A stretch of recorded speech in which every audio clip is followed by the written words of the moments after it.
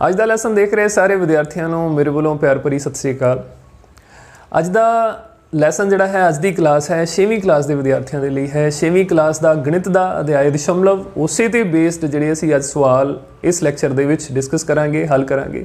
ਤੁਸੀਂ ਇਸ ਤੋਂ ਪਹਿਲਾਂ ਸਾਰੀਆਂ ਕਲਾਸਿਸ ਜਿਹੜੀਆਂ ਉਹ ਦਸ਼ਮਲਵ ਦੀਆਂ ਲਗਾ ਚੁੱਕੇ ਹੋ। ਉਹਦੇ ਵਿੱਚ ਤੁਸੀਂ ਬਹੁਤ ਸਾਰੀਆਂ ਚੀਜ਼ਾਂ ਦਸ਼ਮਲਵ ਸੰਖਿਆਵਾਂ ਦਾ ਜੋੜ, ਘਟਾਓ ਆਦਿ ਸਾਰਾ ਕੁਝ ਸਿੱਖ ਚੁੱਕੇ ਹੋ। तो ਅੱਜ ਦੀ ਇਸ ਕਲਾਸ ਵਿੱਚ ਅਸੀਂ ਉਹਨਾਂ ਹੀ ਸਵਾਲਾਂ ਦਾ ਅਭਿਆਸ ਕਰਾਂਗੇ, ਪ੍ਰੈਕਟਿਸ ਕਰਾਂਗੇ। ਠੀਕ ਹੈ, तो ਆਓ ਦੇਖਦੇ ਹਾਂ ਅੱਜ ਦਾ ਸਭ ਤੋਂ ਪਹਿਲਾ ਸਵਾਲ।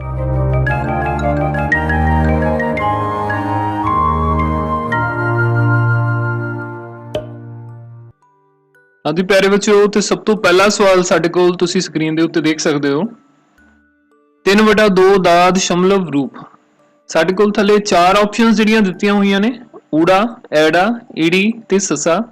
ਇਹਨਾਂ ਦੇ ਵਿੱਚੋਂ ਜਿਹੜਾ ਸਾਡੇ ਕੋਲ ਸਹੀ ਜਵਾਬ ਹੈ, ਦਿੱਤੇ ਹੋਏ ਸਵਾਲ ਦਾ ਜਿਹੜਾ ਸਹੀ ਉੱਤਰ ਬਣਦਾ ਹੈ, ਉਹਨੂੰ ਅਸੀਂ ਟਿਕ ਕਰਾਂਗੇ। ਠੀਕ ਹੈ, ਉਹਦੇ ਤੇ ਅਸੀਂ ਨਿਸ਼ਾਨ ਲਗਾਵਾਂਗੇ। तो 3/2 ਦਾ ਦਸ਼ਮਲਵ ਰੂਪ ਆਪਾਂ ਸਭ ਤੋਂ ਪਹਿਲਾਂ ਲਿਖਣਾ ਹੈ। तो 3/2 ਦਾ ਦਸ਼ਮਲਵ ਰੂਪ ਬਣਾਉਣ ਦੇ ਲਈ ਸਭ ਤੋਂ ਪਹਿਲਾਂ ਆਪਾਂ ਕੋਸ਼ਿਸ਼ ਕੀ ਕਰਾਂਗੇ ਕਿ ਸਾਡੇ ਕੋਲ ਜਿਹੜਾ ਹਰ ਹੈ, ਹਰ ਨੂੰ ਅਸੀਂ 10, 100 ਜਾਂ 1000 ਵਿੱਚ ਬਦਲਣ ਦੀ ਕੋਸ਼ਿਸ਼ ਕਰਨੀ ਹੈ। ਠੀਕ ਹੈ, ਜਿਹੜੀ ਵੀ ਸੰਖਿਆ ਹਰ ਦੇ ਨੇੜੇ ਹੋਏ ਅਸੀਂ ਉਹਦੇ ਵਿੱਚ ਉਹਨੂੰ ਬਦਲ ਲਵਾਂਗੇ। ਜਿੱਦਾਂ 2 ਹੈ ਤਾਂ 2 ਨੂੰ ਅਸੀਂ 10 ਦੇ ਵਿੱਚ ਬਦਲ ਸਕਦੇ ਹਾਂ। तो 2 ਨੂੰ ਅਗਰ ਅਸੀਂ 10 ਬਣਾਉਣਾ ਹੋਵੇ, ਉਹਦੇ ਲਈ ਸਾਨੂੰ ਕੀ ਕਰਨਾ ਪਏਗਾ? 2 ਨੂੰ 5 ਨਾਲ ਗੁਣਾ ਕਰਨਾ ਪਏਗਾ। ਹਰ ਨੂੰ ਅਸੀਂ ਜਿਸ ਸੰਖਿਆ ਦੇ ਨਾਲ ਗੁਣਾ ਕਰਾਂਗੇ, ਉਸੇ ਸੰਖਿਆ ਦੇ ਨਾਲ ਅਸੀਂ ਅੰਸ਼ ਨੂੰ ਵੀ ਗੁਣਾ ਕਰਾਂਗੇ। ਇਹ ਜ਼ਰੂਰੀ ਹੁੰਦਾ ਹੈ। तो ਜਦੋਂ ਅਸੀਂ ਅੰਸ਼ ਤੇ ਹਰ ਦੋਨਾਂ ਨੂੰ 5 ਦੇ ਨਾਲ ਗੁਣਾ ਕਰਾਂਗੇ, ਸਾਡੇ ਕੋਲ ਬਣ ਜਾਏਗਾ 15/10। तो 15/10 है। 15/10 ਨੂੰ ਹੁਣ ਅਸੀਂ ਬਹੁਤ ਆਸਾਨੀ ਦੇ ਨਾਲ ਦਸ਼ਮਲਵ ਦੇ ਵਿੱਚ ਬਦਲ ਸਕਦੇ ਹਾਂ। ਠੀਕ ਹੈ, ਹੇਠਾਂ ਸਾਡੇ ਕੋਲ ਇੱਕ ਦੇ ਨਾਲ ਜਿੰਨੇ ਵੀ ਸਿਫਰਾਂ ਨੇ, ਅਸੀਂ ਅੰਸ਼ ਦੇ ਵਿੱਚ ਪਿੱਛੇ ਤੋਂ ਉਨੇ ਅੰਕ ਛੱਡ ਕੇ ਜਿਹੜਾ ਦਸ਼ਮਲਵ ਹੈ ਉਹ ਲਗਾ ਦੇਵਾਂਗੇ। ਠੀਕ ਹੈ, तो ਇੱਕ ਦੇ ਨਾਲ ਸਾਡੇ ਕੋਲ 21 0 ਹੈ, ਇਹਦੇ ਵਿੱਚ 21 ਸਿਫਰ ਹੈ। तो ਅੰਸ਼ ਦੇ ਵਿੱਚੋਂ 5 ਇੱਕ ਅੰਕ ਛੱਡ ਕੇ ਇਹਦੇ ਅੱਗੇ ਅਸੀਂ ਦਸ਼ਮਲਵ ਲਗਾ ਦੇਵਾਂਗੇ। ਸੋ 3/2 ਦਾ ਜਿਹੜਾ ਸਾਡੇ ਕੋਲ ਦਸ਼ਮਲਵ ਰੂਪ ਹੈ ਉਹ ਕੀ ਬਣ ਜਾਂਦਾ ਹੈ? 1.5। तो ਅਸੀਂ ਦੇਖ ਸਕਦੇ ਹਾਂ ਚਾਰੇ ਉੱਤਰਾਂ ਦੇ ਵਿੱਚੋਂ ਸਾਡੇ ਕੋਲ ਜਿਹੜਾ ਊੜਾ ਉੱਤਰ ਹੈ ਉਹ ਬਿਲਕੁਲ ਸਹੀ ਹੈ। तो ਪਹਿਲੇ ਸਵਾਲ ਦਾ ਸਾਡੇ ਕੋਲ ਜਿਹੜਾ ਸਹੀ ਉੱਤਰ ਹੈ ਉਹ ਸਾਡੇ ਕੋਲ ਊੜਾ ਹੈ। ਠੀਕ ਹੈ, तो ਦੇਖਦੇ ਹਾਂ ਆਪਾਂ ਇਸ ਤੋਂ ਬਾਅਦ ਅਗਲਾ ਕੁਐਸਚਨ। ਸੋ ਬੱਚਿਓ, ਦੂਜਾ ਸਵਾਲ ਤੁਸੀਂ ਸਕਰੀਨ ਦੇ ਉੱਤੇ ਦੇਖ ਸਕਦੇ ਹੋ। 600.8 ਲਿਖੋ। ਠੀਕ ਹੈ, ਸਾਡੇ ਕੋਲ ਇਹਦੇ ਵਿੱਚ ਵੀ 4 ਆਪਸ਼ਨਸ ਜਿਹੜੀਆਂ ਦਿੱਤੀਆਂ ਗਈਆਂ ਨੇ, ਉਹਦੇ ਵਿੱਚੋਂ ਸਹੀ ਆਪਸ਼ਨ ਜਿਹੜੀ ਉਹ ਅਸੀਂ ਟਿਕ ਕਰਨੀ ਹੈ ਇਹਦੇ ਵਿੱਚੋਂ। तो 600.8 तो ਆਪਾਂ ਦੇਖ ਸਕਦੇ ਹਾਂ ਇਹ ਸਾਡੇ ਕੋਲ ਜਿਹੜਾ ਊੜਾ ਹੈ ਇਹ 60.08 ਹੈ, ਔਰ ਐੜਾ ਸਾਡੇ ਕੋਲ ਹੈ 600.8। ਠੀਕ ਹੈ, तो ਐੜਾ ਜਿਹੜਾ ਸਾਡੇ ਕੋਲ ਉੱਤਰ ਹੈ ਉਹ ਇਸ ਸਵਾਲ ਦਾ ਸਹੀ ਉੱਤਰ ਹੈ। ਠੀਕ ਹੈ, ਅਗਲੀ ਉੱਤਰ ਵੀ ਅਸੀਂ ਦੇਖ ਸਕਦੇ ਹਾਂ। ਈਡੀ ਸਾਡੇ ਕੋਲ 6.0008 ਹੈ, ਔਰ ਸੱਸਾ ਜਿਹੜਾ ਸਾਡੇ ਕੋਲ ਹੈ ਉਹ 6008 ਹੈ। ਠੀਕ ਹੈ, तो ਐੜਾ ਸਾਡੇ ਕੋਲ ਇਹਦਾ ਸਹੀ ਉੱਤਰ ਹੈ। तो ਅਗਲਾ ਸਵਾਲ ਫਿਰ ਤੁਸੀਂ ਦੇਖ ਸਕਦੇ ਹੋ। 6.4 ਨੂੰ ਭਿੰਨ ਰੂਪ ਵਿੱਚ ਲਿਖ ਕੇ ਸਰਲਤਮ ਰੂਪ ਵਿੱਚ ਲਿਖੋ। तो ਸਾਡੇ ਕੋਲ ਜਿਹੜੀ ਸੰਖਿਆ ਦਿੱਤੀ ਹੋਈ ਹੈ ਉਹ ਹੈ 6.4। ਠੀਕ ਹੈ, 6.4 ਇਹਨੂੰ ਅਸੀਂ ਪਹਿਲਾਂ ਤਾਂ ਭਿੰਨ ਰੂਪ ਵਿੱਚ ਬਦਲਣ ਵਾਸਤੇ ਅਸੀਂ ਕੀ ਕਰਦੇ ਹਾਂ? ਜਦੋਂ ਵੀ ਸਾਡੇ ਕੋਲ ਕਿਸੇ ਸੰਖਿਆ ਦੇ ਵਿੱਚ ਦਸ਼ਮਲਵ ਦਿੱਤਾ ਹੋਵੇ ਤਾਂ ਉਸ ਦਸ਼ਮਲਵ ਤੋਂ ਬਾਅਦ ਜਿੰਨੇ ਵੀ ਅੰਕ ਹੈਗੇ ਨੇ ਸੰਖਿਆ ਦੇ ਵਿੱਚ, ਅਸੀਂ ਇੱਕ ਦੇ ਨਾਲ ਉਨੀਆਂ ਹੀ ਸਿਫਰਾਂ ਹਰ ਦੇ ਵਿੱਚ ਲਗਾ ਦਿੰਨੇ ਹਾਂ। तो ਸਾਡੇ ਕੋਲ 6.4 ਦੇ ਵਿੱਚ 6.4 ਦੇ ਵਿੱਚ ਦਸ਼ਮਲਵ ਤੋਂ ਬਾਅਦ ਇੱਕ ਅੰਕ ਹੈ, तो ਹਰ ਦੇ ਦਸ਼ਮਲਵ ਅਸੀਂ ਹਟਾ ਦੇਾਂਗੇ ਔਰ ਹਰ ਦੇ ਵਿੱਚ ਇੱਕ ਦੇ ਨਾਲ ਇੱਕ ਸਿਫਰ ਜਿਹੜੀ ਉਹ ਲਗਾ ਦੇਾਂਗੇ। ਠੀਕ ਹੈ, ਹੁਣ ਅਸੀਂ ਇਹਨੂੰ ਬਦਲਣਾ ਹੈ ਸਰਲਤਮ ਰੂਪ ਦੇ ਵਿੱਚ। तो ਸਰਲਤਮ ਰੂਪ ਦੇ ਵਿੱਚ ਬਦਲਣ ਵਾਸਤੇ ਆਪਾਂ ਕੀ ਕਰਾਂਗੇ? ਅੰਸ਼ ਅਤੇ ਹਰ ਦੋਨੋਂ ਸੰਖਿਆਵਾਂ ਅਸੀਂ ਦੇਖਾਂਗੇ ਕਿ ਕਿਸ ਸੰਖਿਆ ਦੇ ਪਹਾੜੇ ਵਿੱਚ ਆਉਂਦੀਆਂ ਨੇ। 64 ਤੇ 10 ਦੋਨੋਂ ਹੀ ਸੰਖਿਆਵਾਂ ਸਾਡੇ ਕੋਲ ਜਿਸ ਸੰਖਿਆਵਾਂ ਨੇ, ਸੋ ਇਹ ਦੋਨੋਂ ਹੀ 2 ਦੇ ਪਹਾੜੇ ਤੇ ਤਾਂ ਜ਼ਰੂਰ ਆਉਂਦੀਆਂ ਹੋਣਗੀਆਂ। तो ਅਸੀਂ 10 ਨੂੰ ਵੀ ਤੇ 64 ਨੂੰ ਵੀ ਦੋਨਾਂ ਨੂੰ 2 ਦੇ ਨਾਲ ਭਾਗ ਕਰਾਂਗੇ। ਠੀਕ ਹੈ, तो 64 ਨੂੰ ਜਦੋਂ ਅਸੀਂ 2 ਨਾਲ ਭਾਗ ਕਰਦੇ ਹਾਂ ਸਾਡੇ ਕੋਲ 32 ਬਣ ਜਾਂਦਾ ਹੈ, ਔਰ ਹਰ ਦੇ ਵਿੱਚ 10 ਨੂੰ ਜਦੋਂ ਅਸੀਂ 2 ਨਾਲ ਭਾਗ ਕਰਦੇ ਹਾਂ ਸਾਡੇ ਕੋਲ 5 ਬਣ ਜਾਂਦਾ ਹੈ। ਹੁਣ ਸਾਡੇ ਕੋਲ ਇਹੋ ਜਿਹੀ ਕੋਈ ਵੀ ਸੰਖਿਆ ਨਹੀਂ ਹੈ ਇੱਕ ਤੋਂ ਸਿਵਾ ਜਿਹਦੇ ਪਹਾੜੇ ਵਿੱਚ 32 ਅਤੇ 5 ਦੋਨੋਂ ਸੰਖਿਆਵਾਂ ਆਉਂਦੀਆਂ ਹੋਣ। तो ਇਹ ਸਾਡੇ ਕੋਲ 6.4 ਦਾ ਸਰਲਤਮ ਰੂਪ ਹੈ। ਠੀਕ ਹੈ, तो ਤੁਸੀਂ ਦੇਖ ਸਕਦੇ ਹੋ ਕਿ ਸਾਡੇ ਕੋਲ ਜਿਹੜੀਆਂ ਚਾਰ ਆਪਸ਼ਨ, ਸਾਨੂੰ ਚਾਰ ਵਿਕਲਪ ਜਿਹੜੇ ਦਿੱਤੇ ਗਏ ਨੇ, ਉਹਦੇ ਵਿੱਚੋਂ ਜਿਹੜਾ ਸੱਸਾ ਵਿਕਲਪ ਹੈ ਉਹ ਸਾਡੇ ਕੋਲ ਬਿਲਕੁਲ ਸਹੀ ਉੱਤਰ ਹੈ। 6.4 ਨੂੰ ਪਿੰਨ ਰੂਪ ਵਿੱਚ ਲਿਖ ਕੇ ਸਰਲਤਮ ਰੂਪ ਵਿੱਚ ਅਗਰ ਲਿਖਣਾ ਹੋਵੇ ਤਾਂ ਉਸ ਦਾ ਉੱਤਰ ਜਿਹੜਾ ਉਹ 32/5 ਬਣੇਗਾ। ਠੀਕ ਹੈ ਵਿਦਿਆਰਥੀਓ। ਇਸ ਤੋਂ ਬਾਅਦ ਅਗਲਾ ਸਵਾਲ ਸਾਡੇ ਕੋਲ ਹੈ ਖਾਲੀ ਥਾਂ ਭਰੋ। ਸਾਡੇ ਕੋਲ ਦੋ ਦਸ਼ਮਲਵ ਸੰਖਿਆਵਾਂ ਜਿਹੜੀਆਂ ਦਿੱਤੀਆਂ ਗਈਆਂ ਨੇ, ਇੱਕ 0.07 ਹੈ ਔਰ ਦੂਸਰੀ ਸੰਖਿਆ ਹੈ ਸਾਡੇ ਕੋਲ 0.02। ਅਸੀਂ ਦੋਨੋਂ ਸੰਖਿਆਵਾਂ ਦੇ ਵਿਚਕਾਰ ਜਿਹੜਾ ਖਾਲੀ ਸਥਾਨ ਹੈ ਉਹ ਭਰਨਾ ਹੈ ਔਰ ਖਾਲੀ ਸਥਾਨ ਭਰਨ ਦੇ ਲਈ ਸਾਨੂੰ ਜਿਹੜੇ ਵਿਕਲਪ ਦਿੱਤੇ ਗਏ ਨੇ ਉਹ ਇੱਕ ਸਾਡੇ ਕੋਲ ਇਹ ਊੜਾ ਹੈ, ਠੀਕ ਹੈ, ਇੱਕ ਐੜਾ ਹੈ ਔਰ ਇੱਕ ਈੜੀ ਹੈ।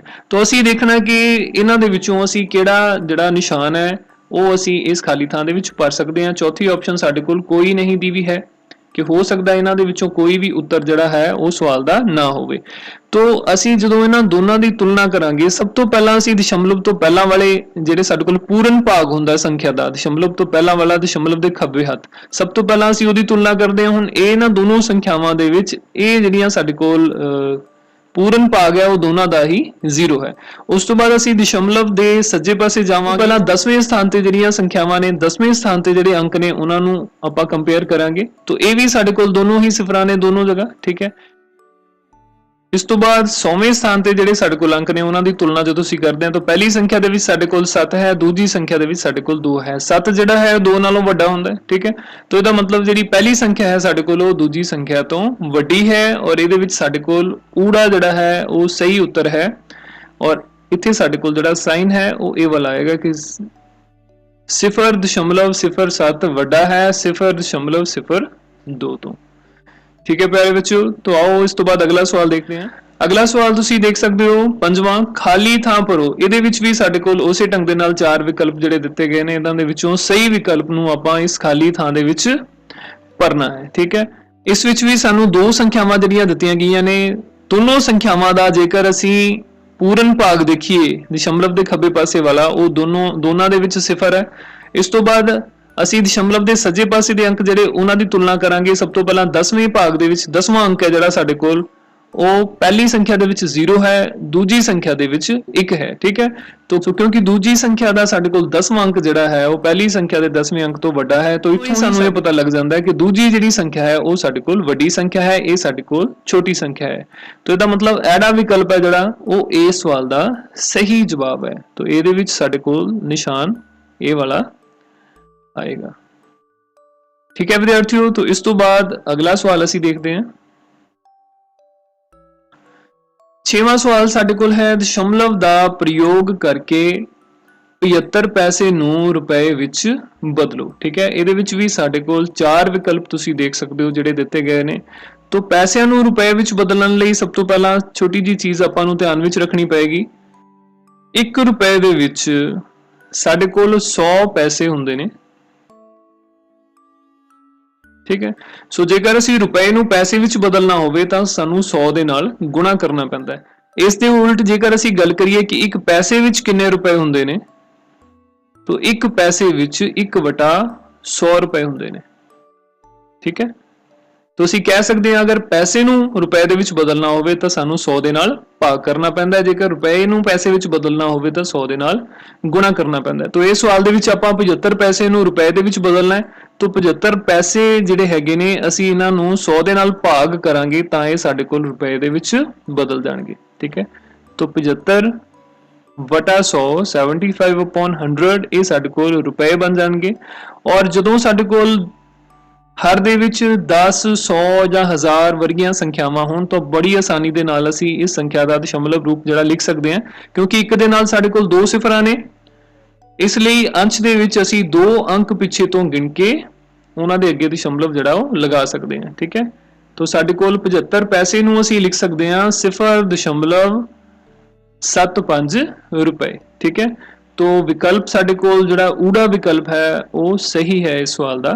ਐੜਾ, ਈੜੀ ਤੇ ਸੱਸਾ ਜਿਹੜੇ ਵਿਕਲਪ ਨੇ ਉਹ ਸਹੀ ਨਹੀਂ ਨੇ, ਠੀਕ ਹੈ ਵਿਦਿਆਰਥੀਓ। तो इस तो बाद अगला सवाल ਅਸੀਂ ਦੇਖਦੇ ਹਾਂ। सवाल नंबर 7 ਸਾਡੇ ਕੋਲ ਹੈ ਦਸ਼ਮਲਵ ਦਾ ਪ੍ਰਯੋਗ ਕਰਕੇ 2 ਕਿਲੋਗ੍ਰਾਮ 2 किलोग्राम 700 ग्राम ਨੂੰ ਕਿਲੋਗ੍ਰਾਮ ਵਿੱਚ ਬਦਲੋ। ਠੀਕ ਹੈ, तो संख्या ਜਿਹੜੀ ਸਾਡੇ ਕੋਲ ਹੈ 2 ਕਿਲੋਗ੍ਰਾਮ ਤੇ 700 ਗ੍ਰਾਮ ਹੈ, ਇਹਨੂੰ ਅਸੀਂ ਕਿਲੋਗ੍ਰਾਮ ਦੇ ਵਿੱਚ ਬਦਲਣਾ ਹੈ। ਇਹਦਾ ਜਿਹੜਾ ਪਹਿਲਾ ਭਾਗ ਹੈ ਉਹ ਤਾਂ ਸਾਡੇ ਕੋਲ ਪਹਿਲਾਂ ਹੀ ਕਿਲੋਗ੍ਰਾਮ ਦੇ ਵਿੱਚ ਹੈ। ਸੋ ਮੁੱਖ ਰੂਪ ਵਿੱਚ ਆਪਾਂ 700 ਗ੍ਰਾਮ ਨੂੰ ਜਿਹੜਾ ਕਿਲੋਗ੍ਰਾਮ ਦੇ ਵਿੱਚ ਬਦਲਾਂਗੇ। ਠੀਕ ਹੈ, तो 1 ਕਿਲੋਗ੍ਰਾਮ ਦੇ ਵਿੱਚ ਸਾਡੇ ਕੋਲ 1000 ਗ੍ਰਾਮ ਹੁੰਦੇ ਨੇ। ਭਾਵ ਜੇਕਰ ਅਸੀਂ 1 ਕਿਲੋਗ੍ਰਾਮ ਨੂੰ ਗ੍ਰਾਮ ਵਿੱਚ ਬਦਲਣਾ ਹੋਵੇ ਤਾਂ ਸਾਨੂੰ 1000 ਦੇ ਨਾਲ ਗੁਣਾ ਕਰਨਾ ਪੈਂਦਾ ਹੈ। ਇਸ ਦੇ ਉਲਟ 1 ਗ੍ਰਾਮ ਦੇ ਵਿੱਚ ਸਾਡੇ ਕੋਲ 1/1000 ਕਿਲੋਗ੍ਰਾਮ ਹੁੰਦੇ ਨੇ। ਭਾਵ ਜੇਕਰ ਅਸੀਂ ਕਿਸੇ ਸੰਖਿਆ ਦੇ ਵਿੱਚ ਅਗਰ ਗ੍ਰਾਮਾਂ ਨੂੰ ਅਸੀਂ ਕਿਲੋਗ੍ਰਾਮ ਦੇ ਵਿੱਚ ਬਦਲਣਾ ਹੋਵੇ ਤਾਂ ਸਾਨੂੰ 1000 ਦੇ ਨਾਲ ਭਾਗ ਕਰਨਾ ਪੈਂਦਾ ਹੈ। ਤਾਂ ਦਿੱਤੀ ਹੋਈ ਸੰਖਿਆ ਸਾਡੇ ਕੋਲ ਹੈ 2 ਕਿਲੋਗ੍ਰਾਮ ਅਤੇ 700 ਗ੍ਰਾਮ। ਠੀਕ ਹੈ, तो ਇਹਦੇ ਵਿੱਚ 2 ਕਿਲੋਗ੍ਰਾਮ ਤਾਂ ਸਾਡੇ ਕੋਲ ਪਹਿਲਾਂ ਹੀ ਕਿਲੋਗ੍ਰਾਮ ਦੇ ਵਿੱਚ ਹੈ, ਪਲੱਸ 700 ਗ੍ਰਾਮ ਨੂੰ ਅਸੀਂ ਕਿਲੋਗ੍ਰਾਮ ਦੇ ਵਿੱਚ ਬਦਲਣ ਵਾਸਤੇ ਇਹਨੂੰ 1000 ਦੇ ਨਾਲ ਭਾਗ ਕਰ ਦਿਆਂਗੇ।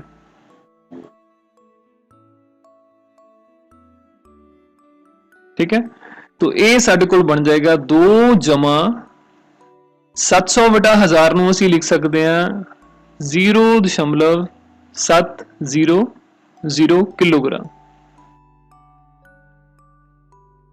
ठीक है, जो कि साडे कोल बन जाता है 2.700 किलोग्राम। इसनूं असी 2.7 किलोग्राम भी कह सकते हैं। ठीक है बच्चों, तो तुसी देख सकते हो साडे कोल चारों विकल्पां दे विचों जिहड़ा ईडी विकल्प है वो इस सवाल दा सही जवाब है। ठीक है, सो मैनूं उम्मीद है कि हर चीज़ नूं बड़ी ध्यान दे नाल तुसी समझ रहे होवोगे। इस तो बाद अगला सवाल असी देखते हैं। 8वां सवाल साडे कोल है दशमलव दा प्रयोग करके 8888 मीटर नूं किलोमीटर विच लिखो। ठीक है, तो इहदे विच भी पिछले सवालों की तरह असी सब तो पहला देखांगे कि अगर 1 किलोमीटर नूं असी मीटर च कन्वर्ट करना होवे, 1 किलोमीटर नूं मीटर विच बदलना होवे तां सानूं 1000 दे नाल गुणा करनी पैंदी है। ठीक है, 1 किलोमीटर विच 1000 मीटर हुंदे ने, तो 1 मीटर दे विच जेकर असी देखना होवे तां साडे कोल 1/1000 किलोमीटर हुंदे ने। भाव कि असी अगर मीटरां नूं किलोमीटर विच बदलना है तां सानूं 1000 दे नाल भाग करना पएगा।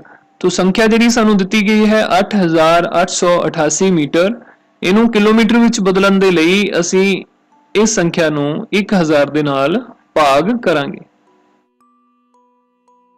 ठीक है जी, तो यह साडे कोल बन जाता है, क्योंकि एक दे नाल साडे कोल 3 सिफरां ने, तो अंश दे विच असीं पिछे तो 3 अंक गिणांगे तो उसके अगे दशमलव लगा देंगे। तो यह संख्या साडे कोल बन जाती है 8.888 किलोमीटर। ठीक है विद्यार्थियों, तो 8888 मीटर नूं असीं किलोमीटरां विच जे लिखना होवे तां साडे कोल 8.888 किलोमीटर बनदे ने 8.888। ठीक है, तो ऊपर दिते गए विकल्पों के विचों साडे कोल जिहड़ा ईडी विकल्प है वो बिल्कुल सही है, इस सवाल का सही जवाब है। ठीक है, इस तो बाद अगला सवाल देखते हैं। अगला सवाल साडे कोल है जोड़ का सवाल है, दशमलव दी संख्यावां दा असीं जोड़ करना है।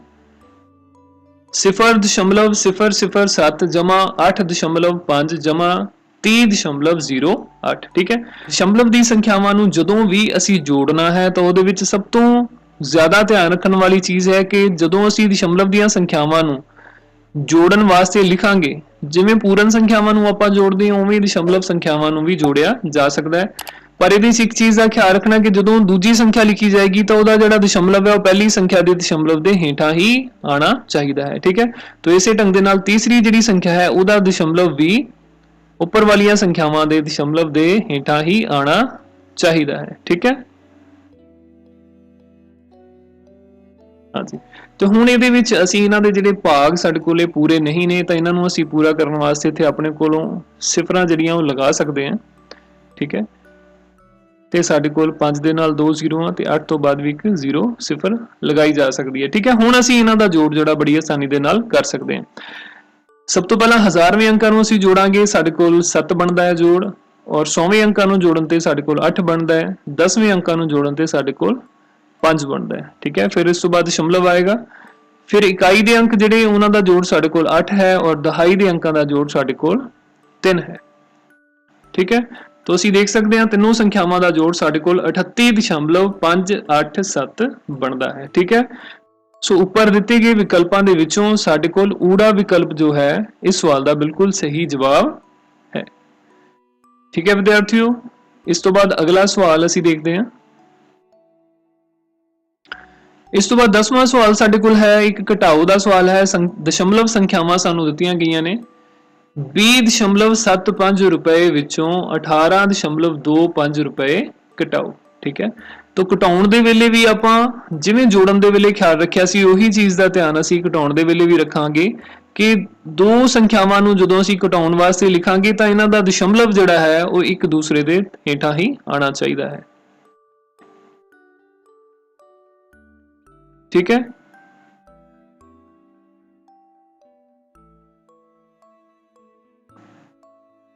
तो घटाओ करने लिए ਅਸੀਂ ਪੂਰਨ ਸੰਖਿਆਵਾਂ ਦੇ ਵਾਂਗ ਹੀ ਸਭ ਤੋਂ ਪਹਿਲਾਂ ਸੱਜੇ ਪਾਸੇ ਤੋਂ ਸ਼ੁਰੂ ਕਰਾਂਗੇ।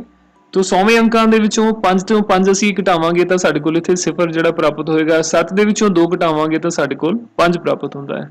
ਇਸ ਤੋਂ ਬਾਅਦ ਦਸ਼ਮਲਵ ਆ ਜਾਏਗਾ, ਫਿਰ ਸਾਡੇ ਕੋਲ 0 ਚੋਂ 8 ਨੂੰ ਨਹੀਂ ਘਟਾਇਆ ਜਾ ਸਕਦਾ ਤਾਂ ਅਸੀਂ ਹਾਸਲ ਲਵਾਂਗੇ, ਇੱਥੇ ਸਾਡੇ ਕੋਲ 1 ਆਏਗਾ ਔਰ ਇੱਥੇ ਸਾਡੇ ਕੋਲ 10 ਬਣ ਜਾਣਗੇ। 10 ਦੇ ਵਿੱਚੋਂ 8 ਘਟਾਵਾਂਗੇ ਤਾਂ ਸਾਨੂੰ 2 ਪ੍ਰਾਪਤ ਹੁੰਦਾ ਹੈ।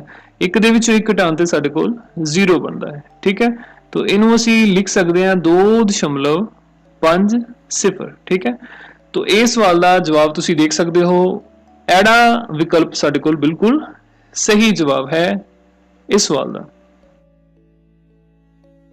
सवाल इस तो बाद अगला सवाल देखते हैं।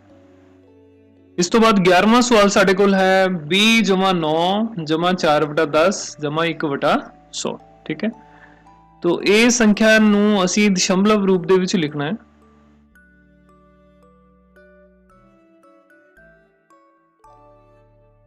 20-9 ਇਹ ਤਾਂ ਸਾਡੇ ਕੋਲ 29 ਬਣ ਗਿਆ। ਇਹਦਾ ਮਤਲਬ ਸੰਖਿਆ ਦਾ ਪੂਰਨ ਭਾਗ ਹੈ ਜਿਹੜਾ ਉਹ ਤਾਂ ਸਾਡੇ ਕੋਲ ਹੋਏਗਾ 29। ਉਸ ਤੋਂ ਬਾਅਦ ਦਸ਼ਮਲਵ 4/10 ਦਾ ਭਾਵ ਹੈ ਕਿ 10ਵੇਂ ਸਥਾਨ ਤੇ ਜਿਹੜਾ ਸਾਡੇ ਕੋਲ ਅੰਕ ਹੈ ਉਹ 4 ਹੈ, ਔਰ 1/100 ਦਾ ਭਾਵ ਹੈ ਕਿ 100ਵੇਂ ਸਥਾਨ ਤੇ ਜਿਹੜਾ ਸਾਡੇ ਕੋਲ ਅੰਕ ਹੈ ਉਹ 1 ਹੈ। ਠੀਕ ਹੈ, तो इस सवाल का ਜਿਹੜਾ सही जवाब है ਸਾਡੇ ਕੋਲ 29.41 ਬਣੇਗਾ। तो ਦਿੱਤੇ ਹੋਏ ਵਿਕਲਪਾਂ ਦੇ ਵਿੱਚ ਅਸੀਂ ਦੇਖ ਸਕਦੇ ਹਾਂ ਕਿ ਸੱਸਾ ਵਿਕਲਪ ਜਿਹੜਾ ਉਹ ਇਸ ਸਵਾਲ ਦਾ ਸਹੀ ਜਵਾਬ ਹੈ। ਠੀਕ ਹੈ, सो 11वें सवाल का साडे कोल सही उत्तर है 29.41।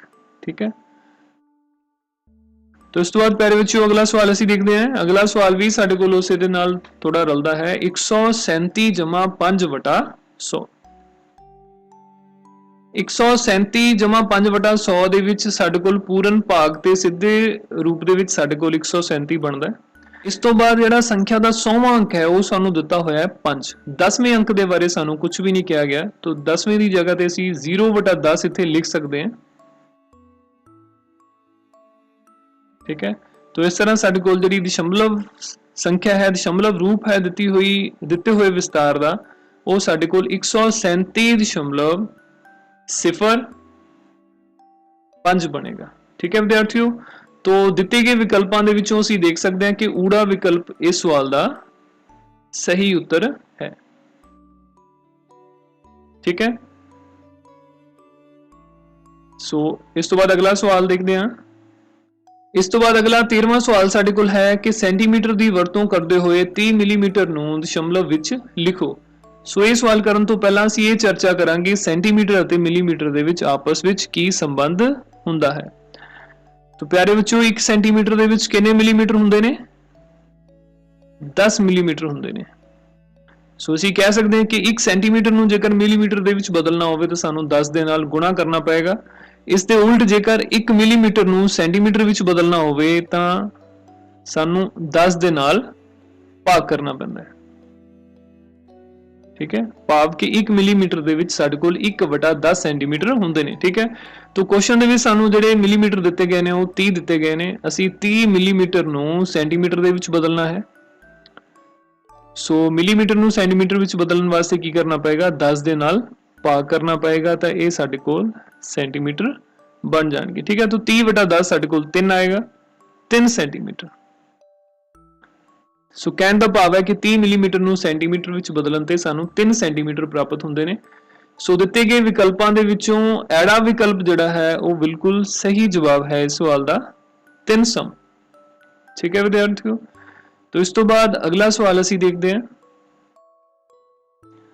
इस तो बाद 14वां सवाल साडे कोल है कि दशमलव संख्या 0.8 किस पूर्ण संख्या दे नजदीक है।